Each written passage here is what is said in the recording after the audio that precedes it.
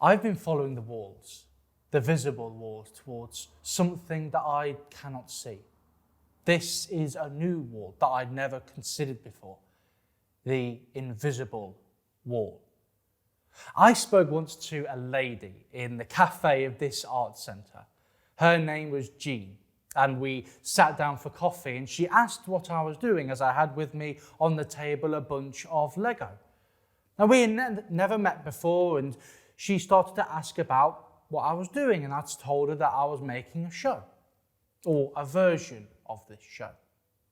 And Jean says, "That's interesting."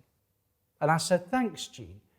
And then she goes on to say that I should have much more larger bricks, as these wouldn't look very striking on stage.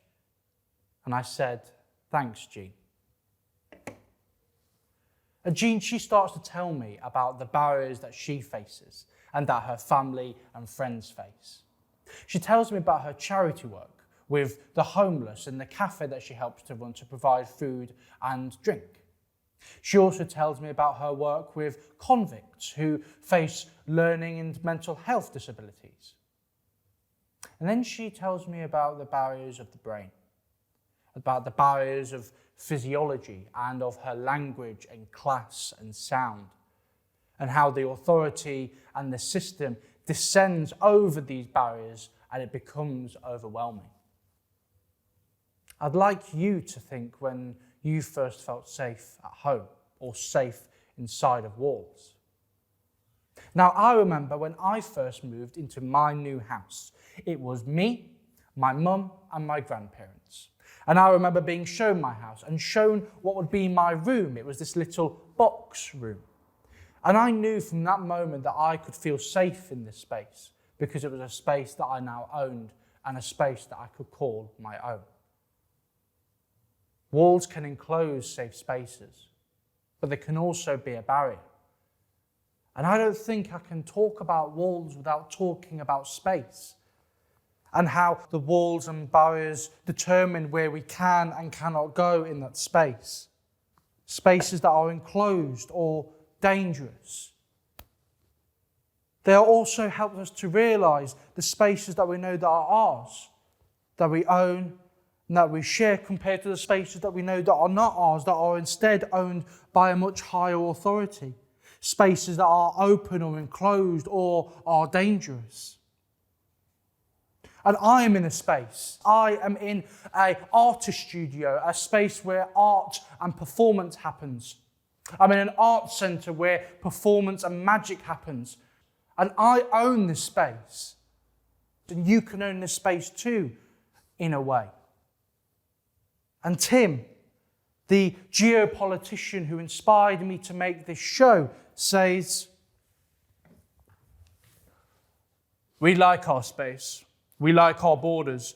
If you don't and you live in a house, go next door and ask your neighbour to take down their garden fence."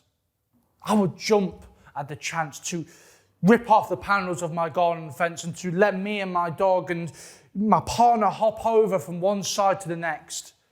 And I know that my neighbours would too, because we have had that conversation.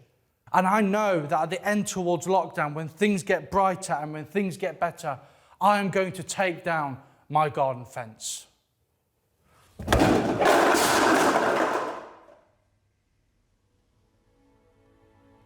I get it. I do. I get the suggestion. But I think it's outdated. I think it's outdated given that the worst thing we can expect now is space. I need space. Just give me a hug. If you don't want to give me a hug, we can sit at one end of the table and crack open a beer, or sit at either ends of a sofa if you're that well inclined. We're tribes. We're tribes of tribes, and there is nothing that changes that. We inhabit communities and nationalities, and we all share one space, and so we all need to inhabit that together. In 1914, Robert Frost in Mending Walls says, "Before I built a wall, I'd ask to know what I was walling in or walling out, and to whom I was like to give offence." What do the walls contain? it should be a choice. If there were no walls, then there would be no borders to stop me passing freely into countries. If there were no walls, then I would have no reason to stay where I am. If there were no walls, then I would be free. If there were no walls, then I would feel the sun and the rain and the snow on my face as I slept. If there were no walls, then I wouldn't have anywhere to hang my pictures up. I wouldn't have anywhere to store my belongings. I wouldn't have anywhere to share my work. And I like sharing work. I like being inside of these walls. If there were no walls, then I feel that I would be more honest with people. And Jean, she leaves the cafe saying that one day she really hopes to catch the show. And so, Jean, this is for you. We are issuing in a wind of change, a wind of change. And this wind, it needs to be big.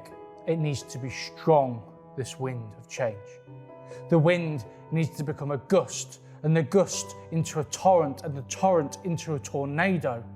And it needs to pick up every wall, every visible and invisible wall, every brick and every fibre, and hurl them towards the sky, straight into the face of time. And then, when all the walls are up there, when all the divisions in the world are there, then it can let them go. And we'll watch as all the bits and pieces of a divided world falls down around us, and we are left with the remnants of a divided world.